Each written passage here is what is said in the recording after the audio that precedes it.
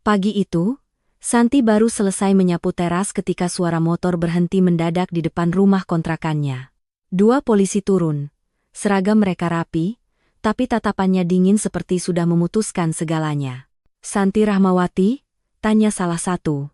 Santi mengangguk, alisnya mengerut. "Iya, Pak. Ada apa?" Polisi itu mengeluarkan borgol. "Anda kami tangkap atas dugaan pencurian kalung emas milik Ibu Yuli." Darah Santi seperti langsung turun ke kaki. "Apa? Saya nggak pernah, Pak, ini salah. Saya bahkan nggak masuk rumah dia." "Buktinya ada," potong polisi satunya. Datar. Tetangga mulai keluar satu-satu. Pintu terbuka, bisik-bisik pecah. Ada yang langsung merekam. Ada yang menutup mulut pura-pura kaget, padahal matanya berbinar seperti menonton tontonan gratis. Di seberang, Bu Yuli berdiri dengan piyama mahal dan wajah sedih yang terlalu rapi. "Saya nggak mau begini, San. Tapi kalung itu hadiah dari almarhum ibu saya." Suaranya bergetar, tapi sudut bibirnya seperti menahan senyum. Santi menatapnya tajam. Ada sesuatu yang tidak pas. Cara Bu Yuli memilih kata-kata, cara ia berdiri, cara ia menunggu semua orang melihat. Santi menarik napas panjang, lalu menatap polisi. "Pak, kalau saya dibawa sekarang, saya minta satu hal, catat. Saya tidak mengaku, dan saya akan buktikan siapa yang sebenarnya pencuri." Polisi menggiringnya. Borgol mengunci pergelangan tangan Santi. Warga bertepuk pelan, seolah keadilan baru saja menang. Santi menunduk sebentar, lalu tersenyum tipis. Kalau Bu Yuli pikir ini akhir, dia salah besar. "Namaku Santi. 2 bulan lalu, hidupku masih normal. Aku kerja sebagai admin di toko bangunan, gajinya nggak besar, tapi cukup buat makan, bayar kontrakan, dan kirim sedikit uang ke adik di kampung. Aku pindah ke gang itu karena murah dan dekat tempat kerja. Gangnya sempit, tapi ramai. Orang-orang suka duduk di teras, ngobrol, saling tahu urusan satu sama lain. Awalnya aku pikir itu hangat. Ternyata, itu seperti kamera CCTV yang hidup. Hari pertama pindah, aku bawa kardus sendirian. Baru 2 kali bolak-balik, seorang perempuan keluar dari rumah paling besar di ujung gang. Bajunya rapi, rambutnya wangi, kuku-kukunya mengkilap, senyumnya lebar, tapi matanya menilai dari ujung kepala sampai kaki. "Baru pindah ya?" katanya ramah. "Iya, Bu. Saya Santi." "Aku Yuli. Panggil aja Bu Yuli." Ia melirik ke kardus-kardusku. "Sendirian? Suamimu kemana?" Aku tersenyum tipis. "Saya belum nikah, Bu." "Oh," reaksinya cepat sekali. Bukan kaget, lebih seperti tertarik. Seolah aku baru saja meletakkan sesuatu yang bisa ia pakai untuk menilai. "Cantik, masih single," katanya sambil tertawa kecil. "Di sini banyak ibu-ibu, hati-hati ya," suka ngomong. Kalimatnya terdengar seperti peringatan baik. Tapi entah kenapa, cara dia mengucapkannya seperti ancaman halus. Bu Yuli kemudian memanggil anak buahnya seorang ART muda buat bawakan air minum. "Nih, minum dulu. Capek kan? Kalau butuh apa-apa, bilang aja." Aku mengucap terima kasih. Aku pikir, mungkin aku cuma terlalu sensitif. Aku masih adaptasi. Sampai sore, suami Bu Yuli pulang. Mobilnya masuk pelan, berhenti di depan rumah besar itu. Laki-lakinya turun, pakai kemeja kerja, wajah lelah tapi rapi. Dia sempat menoleh ke arahku yang lagi menyusun barang di teras. Aku cuma senyum sopan, khas orang baru. Dia balas mengangguk. "Sore." Hanya itu. Tapi Bu Yuli yang berdiri di samping pagar langsung berubah. Tangan Bu Yuli merapikan rambutnya sendiri, lalu ia menatapku lebih lama dari yang perlu. Senyum di bibirnya masih ada, tapi sekarang terasa berbeda, seperti menekan. Malamnya, aku dengar bisik-bisik dari teras sebelah. 2 ibu sedang ngobrol, suaranya diturunin tapi tetap terdengar. "Itu yang baru ya? Sendirian, cantik lagi." "Iko ragum. Kayak yang kemarin-kemarin deh." Nanti suami orang juga disikat. Aku membeku di dalam kamar. Aku bahkan belum kenal siapapun. Aku cuma pindah kontrakan. Hari berikutnya, di warung dekat mulut gang, Bu Yuli menyapaku lagi. Kali ini sambil belanja dan sengaja bicara keras. Santi, kalau ketemu Pak Arman, jangan sok akrab ya. Dia orangnya baik, tapi aku nggak suka ada perempuan yang salah paham. Aku menatapnya, bingung. Saya nggak pernah. Bu Yuli memotong, masih tersenyum. Iya, aku tahu. Cuma ngingetin. Orang-orang di warung langsung menoleh. Ada yang pura-pura sibuk pilih sayur, tapi kupingnya panjang. Sejak hari itu, setiap aku lewat, aku merasa pandangan mereka menempel, seolah aku bawa dosa yang belum aku lakukan. Aku mencoba fokus kerja. Aku pulang, aku diam, aku nggak cari masalah. Aku pikir, kalau aku sopan, semuanya akan reda. Aku salah, karena di gang itu, Bu Yuli bukan cuma tetangga. Dia ratu. Dan ratu nggak suka ada perempuan baru yang bisa merebut perhatian, bahkan cuma dengan berdiri dan bernapas. Setelah peringatan Bu Yuli di warung, aku mulai hidup seperti orang yang selalu salah.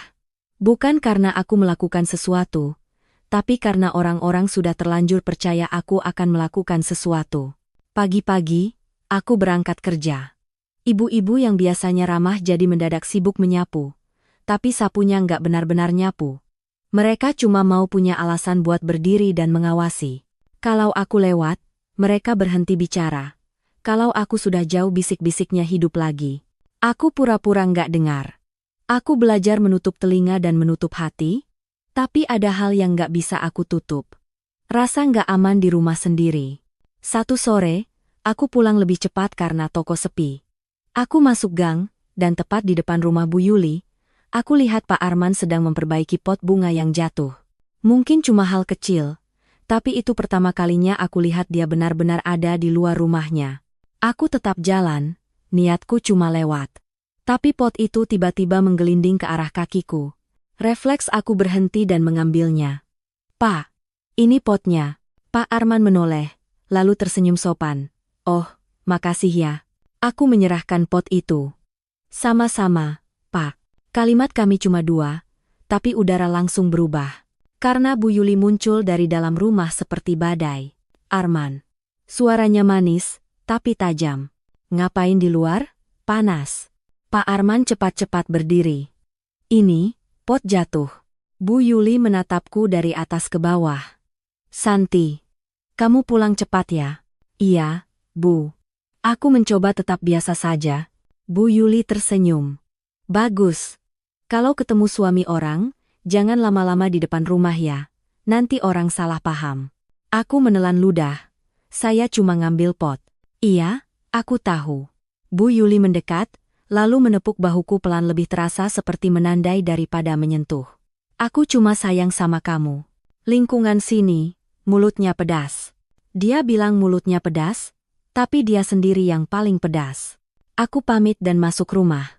Tapi dari balik pintu, aku masih dengar langkah sepatu Bu Yuli yang mondar-mandir di teras. Seolah dia memastikan aku benar-benar masuk. Malamnya, suara ketukan datang. Tok, tok, tok. Aku buka pintu sedikit. Bu Yuli berdiri dengan senyum yang terlalu manis untuk jam 9 malam. Maaf ganggu San. Dia membawa piring berisi kue. Ini aku bikin. Biar kamu kerasa diterima. Aku ragu. Tapi menolak di gang itu sama saja mengundang gosip baru.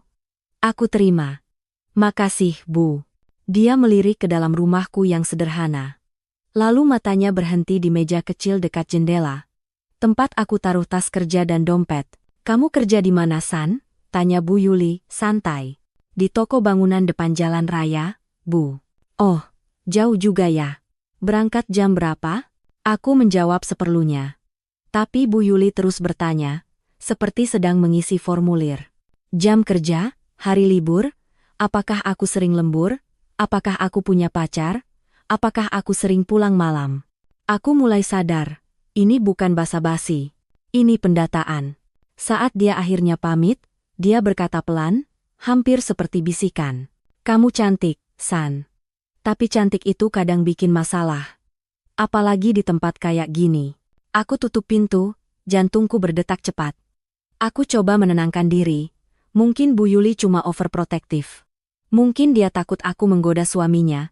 Tapi 2 hari kemudian, Aku dengar hal yang membuatku benar-benar mengerti arah permainan ini.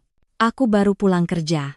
Di depan rumah Bu Yuli ada beberapa ibu-ibu, termasuk Bu Rina, tetangga yang paling suka gosip. Mereka nggak sadar aku sudah dekat. Aku lihat tadi, Santi ngobrol sama Pak Arman, kata Bu Rina. Serius? Waduh, jawab yang lain. Bu Yuli menghela napas panjang, memainkan peran sedihnya. Aku nggak mau nuduh ya, tapi aku sebagai istri pasti kepikiran. Kamu tahu sendiri, perempuan muda, tinggal sendiri. Aku berhenti. Tubuhku dingin. Dia sedang menanam cerita. Dia sedang membentuk persepsi, pelan-pelan, supaya saat sesuatu buruk terjadi, orang-orang sudah punya target. Aku ingin keluar dan membela diri. Tapi kalau aku keluar saat itu, mereka akan bilang aku panik karena ketahuan. Aku masuk rumah pelan-pelan, menutup pintu tanpa suara, lalu aku duduk di lantai, menahan napas. Aku bukan cuma sedang menghadapi tetangga yang iri. Aku sedang menghadapi seseorang yang sengaja membangun panggung, dan aku dipaksa jadi penjahat di cerita yang dia tulis sendiri. Dan saat itu, untuk pertama kalinya, aku berjanji dalam hati, kalau dia mau perang, aku akan belajar cara menang. Besoknya, gang itu mendadak rame dari pagi. Bukan rame karena ada hajatan, tapi karena ada kabar. Aku baru saja selesai masak mie instan ketika ada ketukan keras di pintu. Tuk, tuk, tuk. Aku buka. Bu Rina berdiri paling depan. Di belakangnya ada dua ibu lain, wajahnya serius seolah mau sidang. Santi, kamu bisa ikut sebentar ke rumah Bu Yuli? Kata Bu Rina. Aku menahan napas. Ada apa, Bu? Bu Rina menatapku, lalu menunduk sebentar, seolah pura-pura berat hati. Kalung emas Bu Yuli hilang. Aku mengernyit. Terus? Bu Rina menelan ludah, dramatis. Bu Yuli bilang, kemarin kamu sempat lewat depan rumahnya, dan kamu sempat ngobrol sama Pak Arman. Aku hampir tertawa, tapi yang keluar cuma suara pelan. Saya nggak masuk rumah dia. Saya cuma ngambil pot. Makanya, ikut aja dulu, Bu Rina mendesak. Biar jelas. Aku merasa seperti sedang diseret ke ruang interogasi tanpa hak bicara. Tapi kalau aku menolak, mereka akan bilang aku kabur. Aku ikut. Di rumah Bu Yuli, pintu sudah terbuka lebar, seperti sengaja mengundang penonton. Di ruang tamu, Bu Yuli duduk dengan wajah pucat yang terlalu rapi. Pak Arman berdiri di sudut, tampak kikuk. Di lantai, beberapa kardus dan tas dibuka seperti habis dibongkar. Bu Yuli menatapku, matanya berkaca-kaca. Santi, aku nggak mau nuduh. Tapi kalung ibu itu satu-satunya peninggalan. Aku menatap sekeliling. Bu, saya nggak ngerti. Kalung apa? Saya nggak pernah pegang. Bu Yuli mengangkat ponsel. Ini foto kalungnya. Dia menunjukkan foto kalung emas dengan liontin kecil. Semalam aku taruh di lemari, pagi ini hilang. Dan, yang bisa masuk rumah kemarin cuma orang-orang tertentu. Expiriarme. Bu Rina langsung nyambar. Kemarin ada siapa aja, Bu? Bu Yuli mendesah. Ada Mbak Rani. Katanya sambil melirik ART-nya yang berdiri di dekat dapur dengan kepala tertunduk. Terus ada Santi. Aku tersentak. Bu, saya nggak masuk. Bu Yuli mengangkat tangan cepat, seolah menenangkan. Kamu memang nggak masuk lama, tapi kamu sempat berdiri di depan pintu. Kamu nanya aku ada di rumah atau enggak. Aku membeku. Itu bohong. Aku menoleh ke Pak Arman, berharap ada yang membela. Tapi dia cuma menatap lantai, seperti orang yang pengen hilang. Bu Rina mulai naik nada. Santi, kamu jangan bohong. Kita semua kan lihat kamu sering mondar-mandir. Ibu lain ikut menimpali. Iya. Kemarin aku juga lihat kamu lewat. Aku menggertakkan gigi. Lewat itu beda sama nyuri. Bu Yuli menatapku dengan mata sedih. Aku cuma mau satu hal, San. Kalau memang kamu, khilaf, kembalikan aja. Aku nggak akan bawa polisi, kata khilaf itu menusuk. Seolah aku sudah mengaku. Aku menarik napas, berusaha tetap tenang. Bu, saya minta Bu Yuli jangan sembarangan ngomong. Kalau hilang, cari dulu. Jangan langsung tuduh. Bu Yuli mengusap air mata yang bahkan tidak jatuh. Aku nggak tuduh. Tapi semua tanda-tandanya ke kamu. Aku mulai sadar. Ini skenario. Ini panggung. Dan lalu, Bu Yuli melakukan langkah yang membuatku benar-benar terperangkap. Dia berdiri, berjalan ke arahku, lalu berkata pelan tapi cukup keras untuk semua orang dengar. Kamu boleh kok, biar kita sama-sama tenang. Kita geledah barang kamu sebentar ya? Aku mundur setengah langkah. Apa? Bu Rina langsung sigap. Iya. Biar bersih nama kamu juga. Aku ingin berteriak, bilang itu melanggar privasi. Tapi di gang itu, privasi cuma kata asing. Semua orang merasa punya hak atas hidup orang lain. Aku menatap mereka satu-satu, lalu aku berkata tegas, setegas yang bisa aku keluarkan. Kalau mau geledah, panggil RT. Dan harus ada saksi. Saya nggak terima kalau main masuk-masuk. Bu Yuli mengangguk cepat. Baik. Panggil RT. Senyumnya muncul sekilas sangat cepat tapi cukup buat aku yakin. Dia sudah menyiapkan semuanya. RT datang. Warga makin banyak. Dan tanpa aku sadar. Sejak menit itu, aku bukan lagi Santi yang baru pindah. Aku sudah jadi tersangka, di mata satu gang. RT datang dengan wajah bingung. Tapi begitu melihat kerumunan, ekspresinya berubah jadi serius. Di belakangnya ada dua pemuda Karang Taruna yang langsung pasang badan, seolah ini sudah urusan keamanan kampung. Ada apa ini? Tanya RT, menatap Bu Yuli dulu, bukan aku. Bu Yuli langsung memainkan peran, suaranya pelan, rapuh, Pak RT, kalung saya hilang. Peninggalan ibu, saya nggak mau nuduh siapa-siapa, tapi, saya takut. Terakhir kali kamu lihat kapan? RT bertanya. Semalam, Pak. Saya taruh di lemari. Pagi ini hilang. Bu Yuli menoleh ke arahku seperti minta maaf. Dan kemarin, Santi sempat kesini. Aku langsung menyela. Pak RT, saya nggak masuk rumah. Saya cuma lewat. Ini fitnah. Bu Rina cepat-cepat nyamber. Pak, kita semua di sini saksi. Anak baru itu sering mondar-mandir depan rumah Bu Yuli.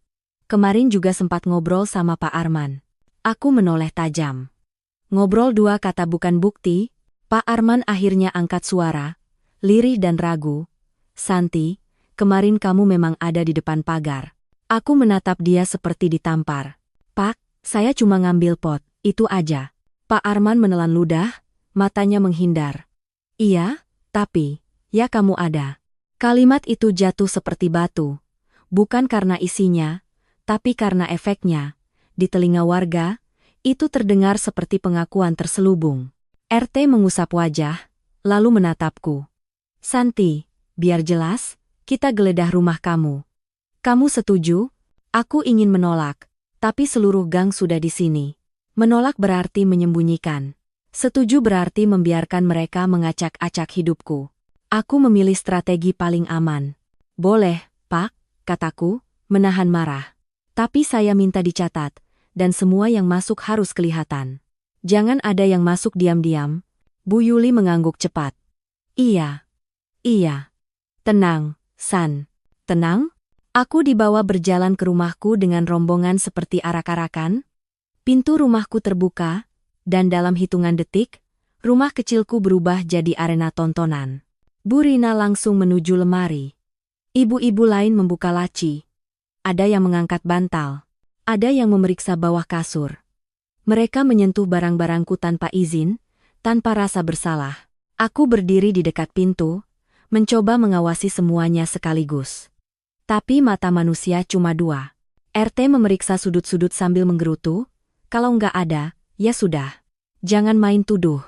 Bu Yuli berdiri di ambang pintu, tangan menyilang, wajahnya sedih.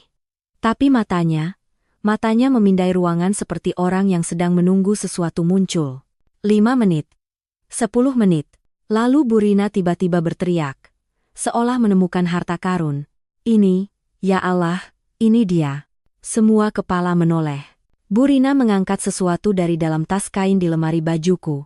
Sebuah kantong kecil warna merah, dan di dalamnya, kilau emas. Aku melangkah cepat. Apa itu? Bu Rina membuka kantongnya dengan tangan gemetar yang terlalu dramatis. Lalu mengeluarkan kalung emas dengan liontin kecil persis seperti foto yang tadi ditunjukkan Bu Yuli. Ketemu di rumah kamu, Santi. Bu Rina menuduh keras. Dunia berputar. Aku menatap kalung itu, lalu menatap lemari, lalu menatap tas kainku yang bahkan jarang aku pakai. Bukan punya saya. Suaraku keluar patah. Saya nggak pernah lihat itu. Bu Yuli langsung menangis. Kali ini lebih meyakinkan. Santi. Kenapa, San? Kalau kamu butuh uang, kamu bisa bilang. Aku hampir meledak. Bu, jangan pura-pura. Saya nggak nyuri. RT menatap kalung itu, lalu menatapku. Santi, ini berat. Ini ditemukan di rumah kamu. Andan Dinax. Aku menoleh, mencari celah logika. Pak RT, siapa yang buka lemari saya pertama kali? Bu Rina terdiam sepersekian detik, lalu jawab cepat, ya kita bareng-bareng. Aku menunjuk, tapi yang teriak nemu siapa? Bu Rina. Yang pegang siapa? Bu Rina. Yang masuk kamar saya tanpa saya lihat paling lama siapa? Bu Rina. Bu Rina langsung marah. Kamu nuduh saya? Saya saksi kampung. Aku menatap RT. Pak, saya minta cek. Tadi siapa yang sempat ke rumah saya pagi ini? Saya kerja. Rumah saya kosong. Terasa rodung. Kalimat itu seharusnya jadi pintu. Tapi Bu Yuli sudah menutup semua. Dia mengangkat ponsel dan berkata dengan suara pelan, Pak RT, saya tadi sudah lapor polisi. Soalnya saya takut barang itu dijual. Aku menegang. Bu, belum sempat aku bicara, dari luar terdengar suara motor berhenti lagi. Dan kali ini, bukan satu. Dua polisi masuk ke gang, menembus kerumunan yang langsung memberi jalan seolah menyambut tamu kehormatan. Seorang polisi bertanya singkat, mana tersangkanya? Bu Yuli menunjuk aku tanpa ragu. Dan sebelum aku sempat menghela napas, tangan dingin itu sudah memegang pergelangan tanganku. Saudari Santi, ikut kami. Aku mencoba tetap berdiri tegak. Pak, saya minta pendamping. Saya minta pemeriksaan ini resmi. Saya minta. Bisa di kantor, potong polisi, datar. Borgol mengunci lagi. Dan di saat itulah aku sadar. Bu Yuli tidak cuma ingin aku dipermalukan. Dia ingin aku hancur. Di kantor polisi, semuanya bergerak cepat seperti mesin yang sudah terbiasa menggiling orang kecil. Aku duduk di kursi plastik. Tanganku masih diborgol di depan. Di hadapanku, seorang penyidik membuka map, menulis namaku, pekerjaanku, alamat kontrakan, lalu mengangkat mata. Kamu mengaku? Aku menelan ludah. Saya nggak nyuri, Pak. Barangnya ketemu di lemari kamu. Itu ditaruh orang, jawabku cepat. Saya minta cek sidik jari. Saya minta cek CCTV gang. Saya minta saksi yang netral. Isbar forma. Penyidik itu tertawa pendek, bukan lucu lebih seperti meremehkan. CCTV gang? Kamu pikir ini perumahan elit? Saksi netral? Yang lapor korban. Saksi ya warga. Aku menahan diri supaya nggak meledak. Pak, kalau saya tersangka, saya punya hak didampingi. Saya bisa hubungi keluarga. Bisa nanti. Katanya datar. Sekarang jawab pertanyaan. Pertanyaan demi pertanyaan keluar, seperti sudah ada arah. Seolah apapun jawabanku hanya untuk mengisi kolom yang sudah diputuskan. Malamnya, aku dimasukkan ke sel tahanan. Pintunya besi. Bau keringat, lembab, dan sesuatu yang sudah lama tidak dibersihkan langsung menampar hidung. Di dalam ada beberapa perempuan lain, ada yang tidur memeluk lutut, ada yang menatap kosong. Ada yang menatapku dari atas ke bawah seperti menilai apakah aku sejenis mereka. Aku duduk di sudut, menahan air mata. Bukan karena takut penjara, tapi karena malu. Aku nggak bisa berhenti membayangkan wajah-wajah tetangga tadi. Kamera ponsel yang merekamku diborgol. Senyum Bu Yuli yang hampir tidak kelihatan tapi terasa nyata. Di hari kedua, aku dapat kabar dari atasan di toko. Pagi itu, seorang petugas memanggil namaku. Santi, ada telepon. Aku mengangkat gagang, tangan gemetar. Suara bosku terdengar dingin. San, kamu gimana sih? Ini berita udah nyebar. Ada yang kirim video kamu dibawa polisi. Pelanggan jadi nanya-nanya. Aku menahan napas. Pak, saya difitnah.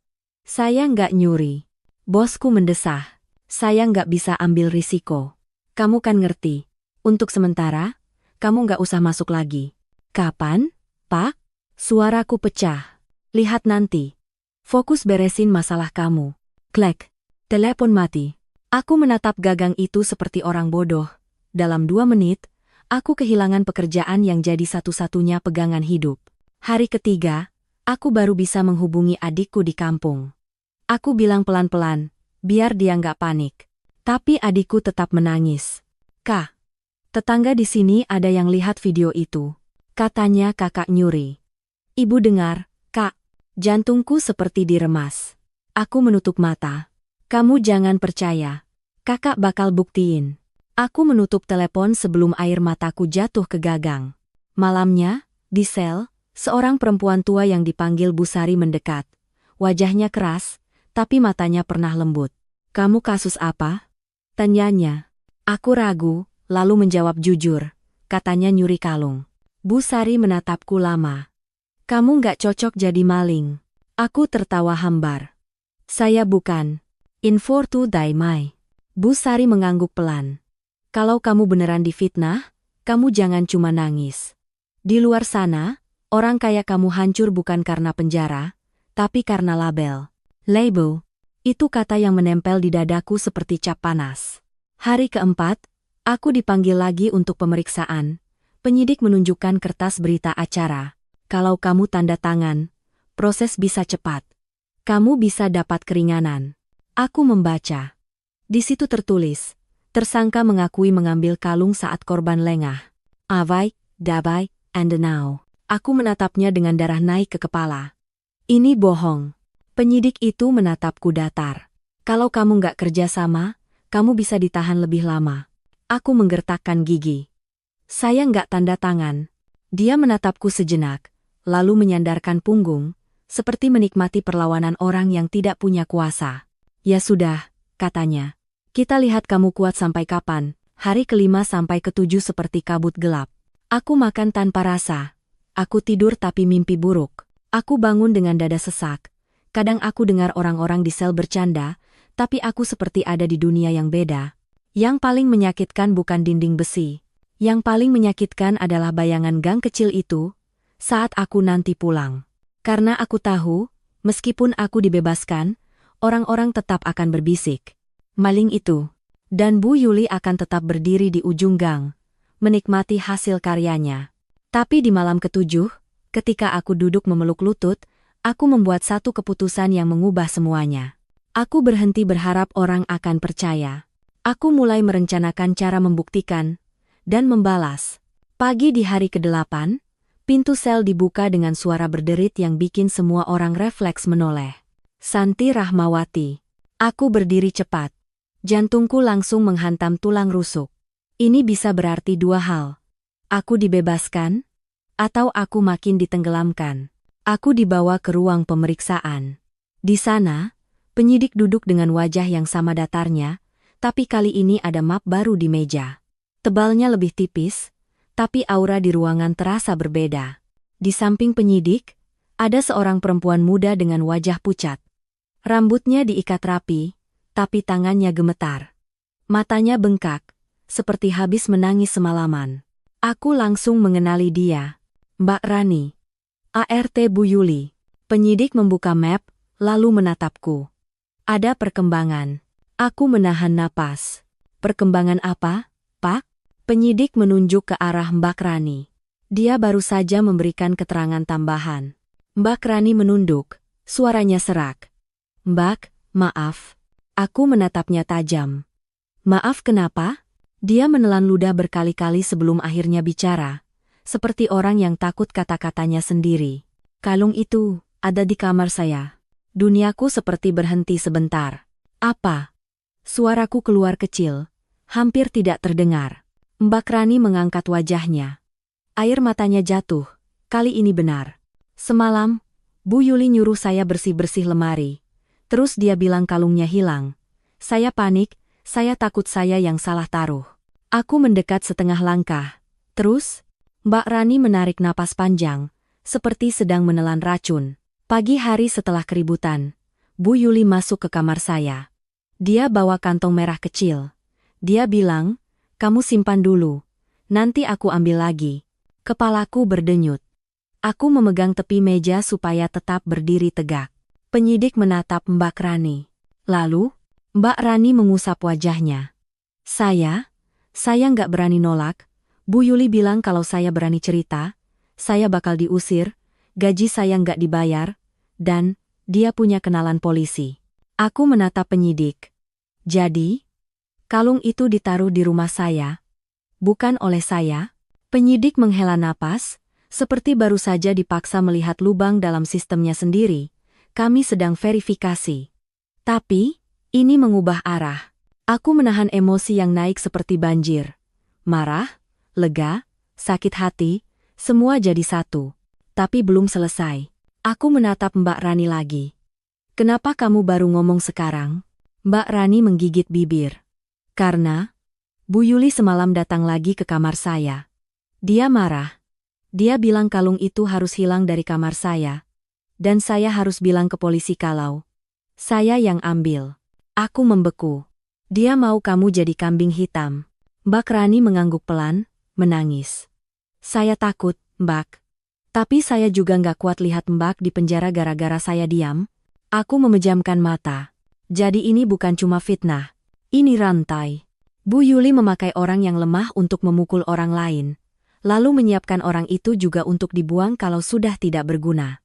Penyidik mengetuk meja pelan. Santi, saat ini status kamu belum otomatis bebas. Tapi dengan keterangan ini, kami akan gelar perkara ulang. Aku menatap penyidik tanpa berkedip. Suaraku tenang, tapi di dalam dadaku ada api. Pak, saya mau satu hal. Keterangan Mbak Rani ini dicatat lengkap. Dan saya mau tahu, siapa yang pegang kalung itu terakhir sebelum ditemukan di lemari saya. Penyidik menatapku lama, lalu menulis sesuatu. Mbak Rani mengangkat wajahnya ke arahku. Mbak, saya bisa bantu. Saya tahu banyak. Saya sering dengar Bu Yuli telepon orang. Saya pernah lihat dia simpan bukti chat. Aku menatap Mbak Rani, lalu mengangguk pelan. Dalam kepalaku, ada satu kalimat yang semakin jelas. Kalau Bu Yuli bisa bikin panggung, aku juga bisa. Dan kali ini, aku yang akan menulis akhir ceritanya. Keluar dari ruang pemeriksaan, langkahku terasa berbeda. Badanku masih lelah, mataku masih panas, tapi kepalaku mulai dingin. Dingin yang berbahaya. Selama seminggu aku dipaksa diam, dipaksa jadi korban yang cuma bisa minta dikasihani. Tapi sekarang, aku tahu satu hal. Kalau aku cuma menunggu keadilan, Bu Yuli akan selalu menang. Karena Bu Yuli bukan cuma punya mulut manis, dia punya jaringan, punya panggung, punya orang-orang yang siap tepuk tangan. Aku nggak punya itu. Yang aku punya cuma satu, kebenaran. Dan kalau kebenaran nggak cukup, aku akan bikin bukti sampai orang nggak bisa pura-pura buta. Di ruang tunggu, penyidik memberitahu aku statusku sementara berubah. Aku belum sepenuhnya bebas, tapi aku diperbolehkan pulang dengan wajib lapor. Kalimat itu seharusnya jadi kabar baik, tapi buatku, itu masih tamparan. Karena selama aku wajib lapor, nama baikku tetap digantung, seolah aku masih mungkin bersalah. Aku keluar kantor polisi dengan langkah pelan. Di luar, udara terasa asing, terlalu bebas, terlalu terang. Aku menghirup dalam-dalam, lalu menatap ke langit sebentar.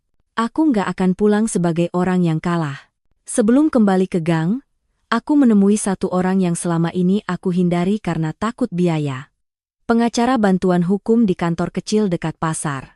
Bu Sari, teman selku yang memberitahu namanya sebelum aku keluar. Kalau kamu beneran difitnah, cari LBH. Jangan sendirian, katanya semalam. Di kantor LBH, seorang pengacara perempuan menerima aku. Namanya Kak Dina. Umurnya mungkin awal 30-an, wajahnya tegas, suaranya tenang. Kamu dituduh mencuri, barang ditemukan di rumah kamu, lalu sekarang ada saksi bilang barangnya dipindahkan. Kak Dina menyimpulkan cepat. Ini kasus rekayasa. Kita bisa laporkan balik, pencemaran nama baik, fitnah, dan kemungkinan pemalsuan bukti. Aku menelan ludah. Tapi saya nggak punya uang, Kak. Kak Dina menatapku, lalu menggeser formulir. Kita bukan firma mahal, kita bantu yang butuh. Tapi kamu harus kuat. Kamu siap lawan? Aku mengangguk tanpa ragu. Saya siap. Itu pertama kalinya aku bilang siap, tanpa gemetar. Aku minta satu hal dari Kak Dina. Jangan buru-buru serang Bu Yuli tanpa amunisi. Aku perlu bukti yang bisa bikin semua orang polisi, RT, warga nggak bisa ngeles. Kak Dina mengangguk. Kita kumpulkan dulu. Kamu punya pintu masuk, si ART itu. Mbak Rani. Aku menghubunginya lewat nomor yang dia selipkan diam-diam saat di kantor polisi. Kami janjian bertemu di warung jauh dari gang. Mbak Rani datang dengan mata cemas, topi menutupi sebagian wajahnya. Mbak? Bu Yuli udah curiga, katanya langsung, suara lirih. Aku menahan napas. Dia bilang apa?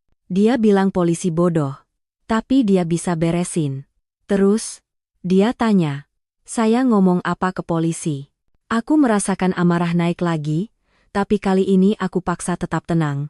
Rani, kamu mau bebas dari dia? Mbak Rani menatapku ragu.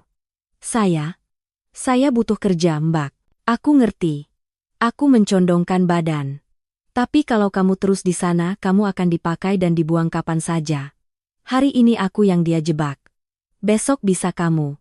Kamu sudah lihat sendiri. Mbak Rani menggigit bibir. Lalu dia mengangguk kecil.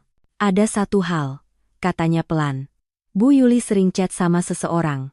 Dia simpan chat itu di WhatsApp, tapi dia suka screenshot terus masukin ke folder private di galeri. Jantungku berdetak lebih cepat. Kamu pernah lihat isinya? Pernah sekilas? Mbak Rani mengaku. Ada kalimat, biar dia kapok, sekalian buat pelajaran. Terus ada juga, siap, Bu, ntar saya yang taruh. Aku menahan napas. Siapa saya itu? Mbak Rani menggeleng. Saya nggak sempat lihat nama kontaknya. Bu Yuli cepat banget nutup.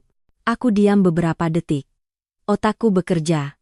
Kalau Bu Yuli punya screenshot, berarti dia pernah merasa perlu menyimpan bukti komunikasi.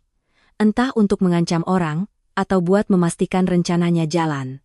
Dan kalau ada kalimat ntar saya yang taruh, berarti ada orang lain yang ikut main. Bukan cuma Bu Rina.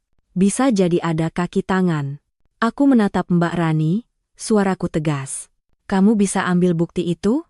Wajah Mbak Rani langsung pucat. Mbak, kalau ketahuan? Aku nggak minta kamu curi, kataku cepat. Aku minta kamu lindungi dirimu sendiri. Kalau kamu bisa foto screenshot itu dari ponsel Bu Yuli bukan bawa ponselnya, cukup foto dari jauh itu sudah cukup. Mbak Rani menelan ludah. Saya coba. Aku mengangguk. Ambil juga apapun yang bisa buktiin kalung itu dipindahin. Foto kantong merahnya, foto tempat dia simpan, apapun. Andor. Mbak Rani mengangguk lagi. Kali ini lebih mantap. Sebelum kami berpisah, aku berkata satu kalimat yang membuat matanya berkaca-kaca. Rani, kamu nggak sendirian? Aku nggak akan biarin dia buang kamu setelah pakai kamu. Mbak Rani menunduk cepat. Makasih, Mbak. Saat aku berjalan pulang menuju gang, aku merasa langkahku berat, tapi bukan karena takut. Karena aku tahu, begitu aku masuk gang itu, mereka akan menatapku seperti hantu yang harusnya sudah mati. Dan aku akan membiarkan mereka menatap. Aku melewati warung. Ibu-ibu berhenti bicara. Bu Rina menatapku dengan mata yang tidak percaya, seperti melihat orang yang seharusnya masih di sel. Aku berhenti tepat di depan mereka, lalu tersenyum tipis. Assalamualaikum, Bu. Tidak ada yang menjawab. Aku menatap Bu Rina lebih lama, lalu berkata pelan, cukup untuk didengar beberapa orang. Kemarin Ibu bilang kalung itu ketemu di lemari saya. Saya cuma mau bilang, saya juga lagi cari tahu, siapa yang masuk lemari saya duluan. Wajah Bu Rina berubah. Aku melangkah pergi tanpa menunggu jawaban. Karena sekarang, aku bukan lagi korban yang memohon. Aku adalah orang yang sedang mengatur jebakan balik. Dan targetnya satu, Bu Yuli. 2 hari setelah aku pulang, gang itu seperti menahan napas. Orang-orang masih menatapku seperti barang bukti yang berjalan. Tapi aku sengaja tetap lewat warung, tetap menyapa, tetap membeli kebutuhan. Biar mereka ingat satu hal, aku belum tumbang. Malam ketiga, ponselku bergetar. Pesan masuk dari Mbak Rani. Hari ini saya dapat, Mbak. Jantungku langsung naik. Aku cepat-cepat menelpon, tapi dia menolak, lalu masuk lagi pesan lain. Takut ketahuan. Saya kirim foto aja. Satu persatu foto masuk. Foto pertama, layar ponsel Bu Yuli sebuah screenshot chat. Tampak jelas tanggal dan jamnya. Aku memperbesar sampai mataku panas. Di chat itu, Bu Yuli menulis, "Besok pas Santi kerja, taruh kantong merah di tas kainnya. Yang penting ketemu di lemari, biar warga ngamuk dulu." Balasan dari kontak yang disimpan dengan nama pendek, R. "Siap, Bu. Tar saya yang taruh. Tenang aja. Bu Rina juga udah saya pegang." Aku menelan ludah. Tanganku gemetar. Foto kedua, screenshot lain, lebih tua. Bu Yuli menulis, "Perempuan itu harus dikasih pelajaran. Jangan sampai Arman lihat dia lagi. And all a sign and crosser." Balasan R. "Kalau dia masuk penjara, pasti kapok." Aku menutup mulut, menahan napas. Jadi benar. Ini bukan salah paham. Ini bukan emosi sesaat. Ini rencana yang ditulis, dibahas, disepakati. Bu Yuli bukan cuma menuduh aku.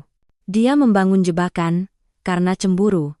Aku langsung mengirim foto itu ke Kak Dina. Tanganku cepat, seperti takut bukti itu menguap. Kak Dina membalas tidak sampai 5 menit. "Ini emas. Kita bisa lapor balik, dan minta gelar perkara ulang. Tapi kita harus amankan rantainya. Asal screenshot, saksi yang pegang. Dan kamu harus siap karena mereka akan menyerang balik." Aku membaca kalimat itu berulang. Siap. Aku menatap foto lagi, lalu menatap dinding kamar kontrakan yang sempit. Seminggu lalu, dinding ini jadi saksi aku menangis sendirian. Sekarang, dinding ini jadi saksi aku mengasah pedang. Tapi aku juga sadar, kalau aku bergerak terlalu cepat, Bu Yuli akan menghancurkan Mbak Rani lebih dulu. Dia akan memaksa Rani menghilang. Atau membalik cerita. Aku balas Mbak Rani, "Kamu aman." Balasannya datang lama, seolah dia sedang menunggu kesempatan. Belum. Bu Yuli mulai curiga. Dia bilang ada yang berkhianat. Aku memejamkan mata. Aku harus bertindak, tapi harus pintar. Aku menemui Kak Dina keesokan paginya. Kami menyusun langkah seperti menyusun perang. Pertama, Kak Dina minta Mbak Rani bikin pernyataan tertulis dan rekaman suara, menjelaskan bagaimana screenshot itu diambil agar bukti tidak dianggap editan sembarangan. Kedua, Kak Dina mau ajukan permintaan resmi ke penyidik. Pemeriksaan ponsel Bu Yuli sebagai barang bukti, karena ada dugaan rekayasa bukti dan fitnah. Ketiga, dan ini bagian yang paling penting, kami butuh satu momen yang membuat Bu Yuli lengah. Sore itu, aku sengaja berdiri di teras ketika Bu Yuli lewat menuju warung. Aku tahu dia pasti mau melihat reaksiku setelah aku bebas. Bu Yuli berhenti sebentar, menatapku dari ujung gang. Senyumnya kembali, senyum yang dulu membuatku muak.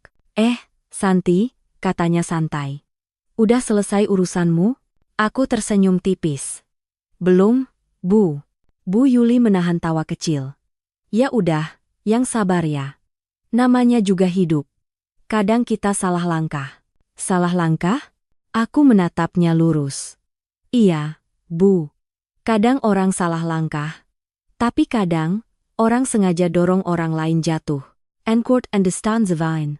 Wajah Bu Yuli sedikit kaku, hanya sepersekian detik. Tapi cukup, dia mendekat setengah langkah, suaranya lebih pelan. "Kamu ngomong apa sih, San?" Aku tetap tersenyum. "Nggak apa-apa, Bu. Saya cuma lagi belajar, kalau mau main, jangan setengah-setengah." Aku melihat matanya menyipit. Untuk pertama kalinya, Bu Yuli tampak tidak nyaman. Dia pergi dengan langkah cepat, tapi aku tahu pikirannya mulai berisik. Malamnya, Mbak Rani mengirim pesan lagi. Bu Yuli ngecek HP-nya terus. Dia mulai hapus-hapus. Dadaku serasa jatuh. Aku langsung telepon Kak Dina. Suaraku tegas, tidak ada ruang untuk ragu. "Kak, dia lagi bersihin jejak." Kak Dina menjawab cepat. "Kalau begitu, besok pagi kita masuk. Kita ajukan penyitaan ponsel sebagai bagian dari penyelidikan. Kamu siap tampil, Santi?" Aku menatap jendela, melihat gang yang gelap. Di luar sana, orang-orang masih menganggap Bu Yuli korban. Besok, itu akan berubah. Aku menarik napas panjang. Siap. And Elbing Goren Mine. And Elbing Goren Bain. Karena sekarang, aku bukan lagi perempuan baru yang bisa diinjak. Aku sudah pegang tulisan tangan musuhku sendiri. Dan tidak ada yang lebih mematikan daripada bukti yang keluar dari mulutnya sendiri. Pagi itu, aku datang ke kantor polisi bukan sebagai tersangka yang tunduk, tapi sebagai orang yang membawa bom. Kak Dina berjalan di sampingku, map tebal di tangannya, mukanya tenang, tapi matanya tajam. Begitu kami masuk, petugas jaga menatapku seperti ingatanku masih seharusnya berada di balik jeruji. Kak Dina langsung menyebut nama penyidik yang menangani kasusku.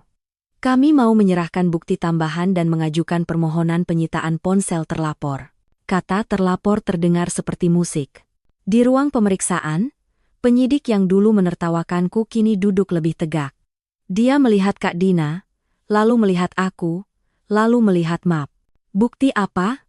Tanyanya, lebih hati-hati dari biasanya. Kak Dina membuka map dan mengeluarkan print out screenshot chat yang Mbak Rani kirim. Setiap lembar diberi keterangan tanggal, jam, nomor, dan pernyataan awal dari saksi. Kami punya dugaan kuat rekayasa bukti, kata Kak Dina. Ini percakapan yang menunjukkan Bu Yuli menginstruksikan seseorang untuk menaruh kantong merah di tas kain klien kami saat klien kami bekerja. Kami minta gelar perkara ulang dan pemeriksaan forensik ponsel Bu Yuli. Penyidik membaca. Alisnya naik sedikit. Dia menatapku, lalu kembali ke kertas. Ini, dari mana? Dari saksi yang bersedia memberi keterangan resmi, jawab Kak Dina, tegas.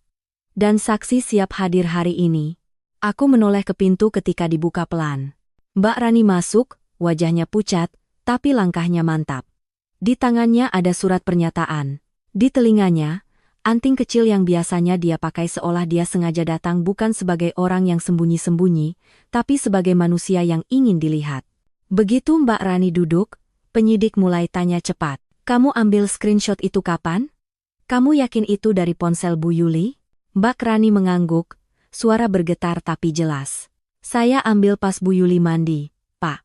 Saya foto dari ponsel saya. Itu chat Bu Yuli dengan kontak yang dia simpan, R. Saya lihat sendiri dia ngetik dan dia simpan screenshot di folder private. Penyidik menulis cepat. Aku menahan napas. Ini momen rapuh. Kalau Mbak Rani goyah sedikit saja, Bu Yuli punya celah. Tapi Mbak Rani tidak goyah. Dan aku tahu, selama seminggu ini, bukan cuma aku yang belajar bertahan. Dia juga. Penyidik menutup map, lalu berkata pelan, kalau ini benar, ini masuk dugaan rekayasa bukti dan fitnah. Aku menatapnya, suaraku dingin.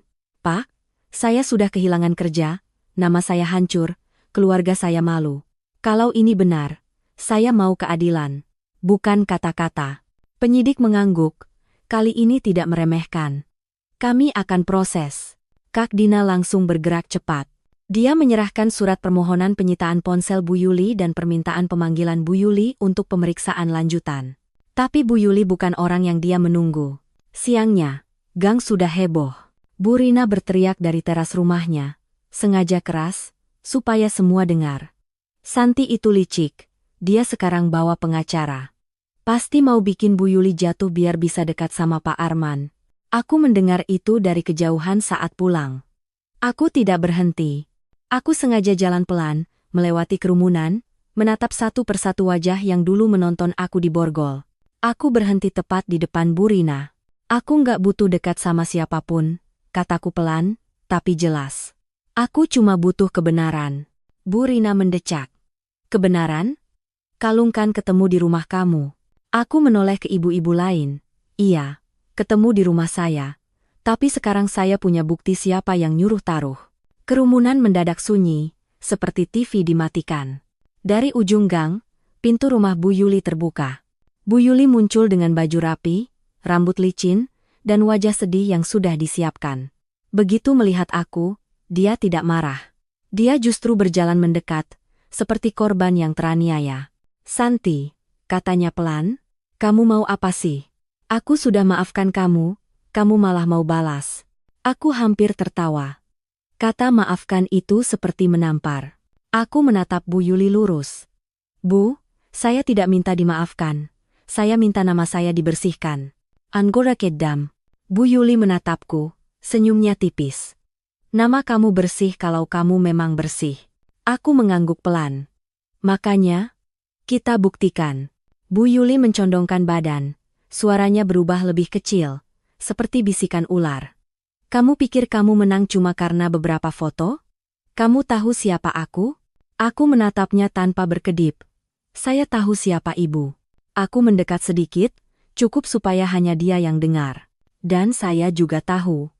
Ibu mulai hapus-hapus chat. Wajah Bu Yuli langsung berubah. Bukan marah, bukan sedih, takut.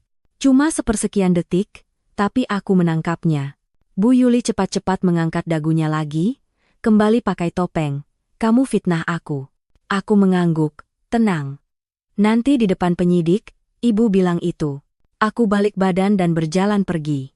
Di belakangku, bisik-bisik meletup, kali ini bukan tentang aku menggoda suami orang, tapi tentang Bu Yuli. Dan malam itu, Kak Dina mengirim pesan singkat. Pemanggilan Bu Yuli di set. Besok. Siap? Aku menatap layar ponsel lama, lalu membalas satu kata. Siap. Karena besok, panggung yang selama ini Bu Yuli kuasai, akan aku pakai untuk menjatuhkan dia. Keesokan harinya, Bu Yuli datang ke kantor polisi dengan gaya yang sama seperti biasanya. Rapi, wangi, wajah sedih yang siap dipakai kapan saja. Dia membawa Pak Arman, dan entah kenapa itu membuat dadaku panas bukan karena cemburu, tapi karena dia masih berusaha pakai suaminya sebagai tameng. Kak Dina menyuruhku tenang. Kita bicara lewat bukti, katanya pelan. Di ruang pemeriksaan, penyidik langsung membuka pembahasan. Permintaan pemeriksaan ponsel Bu Yuli, lalu bukti screenshot, lalu keterangan Mbak Rani. Bu Yuli menatap kertas itu, lalu tertawa kecil tawa yang dibuat-buat. Ini editan, katanya ringan. Sekarang orang gampang banget bikin screenshot palsu. Kak Dina mengangguk, seolah setuju. Makanya kami minta pemeriksaan forensik ponsel ibu. Biar jelas. Wajah Bu Yuli sedikit menegang. Saya nggak mau. Itu privasi. Aku hampir ingin menyela. Tapi Kak Dina lebih cepat. Privasi.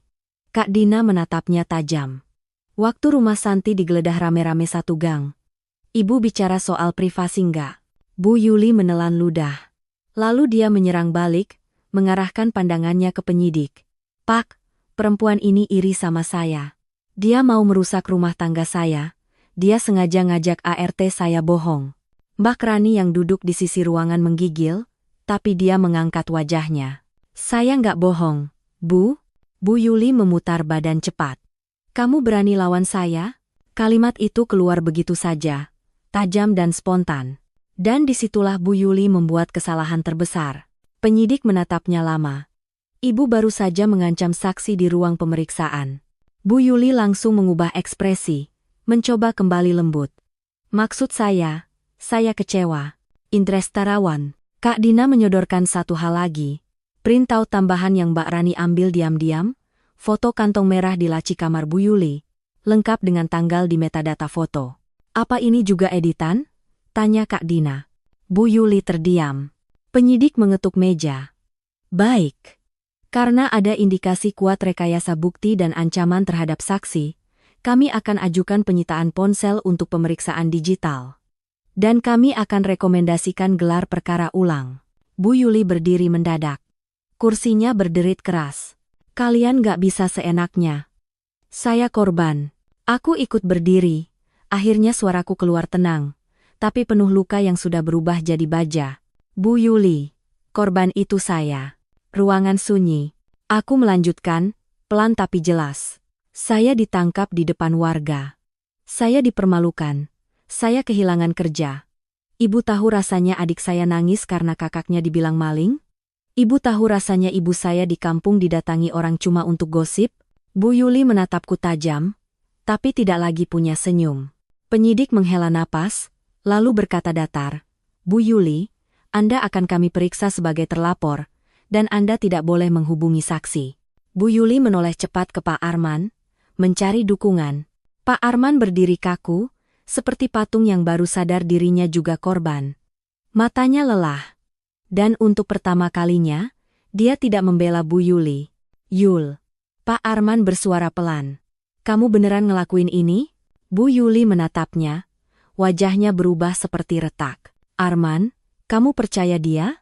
Pak Arman menutup mata sebentar, lalu membuka lagi, menatap Bu Yuli dengan kecewa yang dalam. Aku percaya, kamu sudah kebablasan. Kalimat itu seperti menjatuhkan mahkota Bu Yuli ke lantai. Tapi Bu Yuli masih berusaha menggigit sebelum jatuh. Dia menatapku, suaranya rendah, penuh kebencian. Kamu puas sekarang? Kamu mau ambil semuanya? Aku menggeleng pelan. Saya nggak mau ambil apapun dari ibu. Aku mendekat setengah langkah. Saya cuma mau balikin apa yang ibu ambil dari saya. Beberapa minggu setelah itu, proses berjalan cepat. Dengan bukti digital yang berhasil dipulihkan meski Bu Yuli sempat menghapus dan keterangan saksi, kasusku resmi dihentikan. Nama baikku dibersihkan. Dan laporan balik masuk, Bu Yuli bukan cuma dinyatakan bersalah melakukan fitnah dan rekayasa bukti. Dia juga kena ganti rugi. Dan karena dia tidak mau menjual asetnya untuk membayar, keputusan eksekusi keluar. Rumah besar di ujung gang itu rumah yang selama ini jadi simbol kuasa Bu Yuli dipasang papan pengumuman penyitaan. Warga yang dulu bertepuk saat aku diborgol, kini berdiri terpaku saat melihat stiker Sita menempel di pintu rumah Bu Yuli. Bu Yuli berdiri di terasnya, wajahnya pucat, rambutnya berantakan untuk pertama kali, tidak ada senyum. Tidak ada air mata cantik, hanya kehancuran yang akhirnya terlihat nyata. Dan di tengah kerumunan itu, Bu Rina mundur pelan, seperti ingin hilang. Aku menatap papan Sita itu, dada bergetar. Bukan karena senang orang jatuh, tapi karena akhirnya dunia melihat siapa yang sebenarnya menjatuhkan. Hari papan Sita itu ditempel, gang yang biasanya berisik mendadak seperti kehabisan suara. Orang-orang berdiri di depan rumah Bu Yuli, tapi kali ini tidak ada yang berani banyak komentar. Mereka seperti baru sadar, mulut mereka dulu ikut mendorong orang jatuh. Bu Yuli keluar pelan dari pintu rumahnya. Bajunya kusut, rambutnya tidak rapi. Untuk pertama kalinya, dia terlihat seperti manusia biasa bukan ratu gang. Dia menatap papan Sita itu lama, lalu menoleh ke arah warga. Tidak ada yang menatap balik dengan berani. Bu Rina yang biasanya paling kencang, justru menunduk, pura-pura sibuk merapikan sandal. Bu Yuli lalu menatapku. Tatapannya bukan lagi sombong, bukan lagi penuh kendali. Itu tatapan orang yang akhirnya kalah, tapi masih ingin menyalahkan dunia. Kamu puas? Suaranya serak. Aku menggeleng pelan. Saya nggak puas, Bu. Aku menarik napas, menahan emosi yang hampir naik lagi.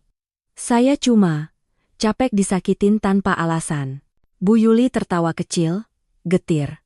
Kamu pikir kamu menang? Aku menatapnya lurus. Saya menang karena saya berhenti diam. Pak Arman keluar menyusul. Wajahnya lelah. Dia tidak memeluk Bu Yuli, tidak menahan. Dia cuma berdiri di ambang pintu, seperti laki-laki yang baru sadar rumahnya sendiri selama ini penuh racun. Bu Yuli mengangkat tas kecil. Aku pergi. Indra Mas Arbala. Tidak ada yang menahan. Tidak ada yang memohon. Bahkan ibu-ibu yang dulu memuja dia, kini sibuk menyelamatkan muka masing-masing. Bu Yuli berjalan melewati gang, langkahnya cepat, seperti ingin kabur dari pandangan orang-orang yang dulu dia kendalikan. Dan saat dia menghilang di ujung gang, udara terasa lebih ringan. Seminggu kemudian, proses lelang rumah itu diumumkan. Warga heboh lagi, tapi kali ini hebohnya beda. Mereka berbisik tentang harga, tentang sayangnya, tentang gak nyangka. Aku datang ke lelang bukan untuk pamer. Aku datang untuk menutup luka. Dengan bantuan Kak Dina dan uang ganti rugi yang akhirnya dibayarkan setelah aset disita, aku ikut prosesnya secara resmi. Aku tidak langsung kaya, tapi aku punya cukup untuk mengambil satu keputusan yang dulu terasa mustahil. Hari aku menandatangani dokumen itu, tanganku gemetar. Bukan karena takut. Karena aku ingat hari aku diborgol di depan rumah yang sama. Dan sekarang, aku berdiri sebagai pemilik sah rumah di ujung gang bukan karena dendam, tapi karena aku menolak hidupku ditentukan orang lain. Aku tidak tinggal di rumah besar itu dengan gaya Bu Yuli. Aku malah mengubahnya jadi tempat yang bermanfaat. Sebagian jadi kontrakan rapi untuk pekerja perempuan. Sebagian jadi ruang kecil buat konsultasi bantuan hukum yang Kak Dina bantu atur sebulan sekali. Warga mulai berubah sikap. Ada yang meminta maaf pelan-pelan. Ada yang pura-pura lupa. Aku tidak memaksa siapapun. Aku hanya memastikan satu hal, Mereka tidak akan pernah gampang menghakimi lagi. Dan kalau ada yang tanya pelajaran apa dari semua ini, jawabannya sederhana. Kadang musuh terbesar bukan orang asing, tapi tetangga yang tersenyum manis, sambil menyimpan pisau di belakang. Dan kalau kamu sedang difitnah, jangan berharap dunia tiba-tiba adil. Kamu yang harus berdiri. Kamu yang harus cari bukti. Kamu yang harus berani. Karena saat kamu berhenti diam, orang yang paling suka menginjak, biasanya yang paling panik.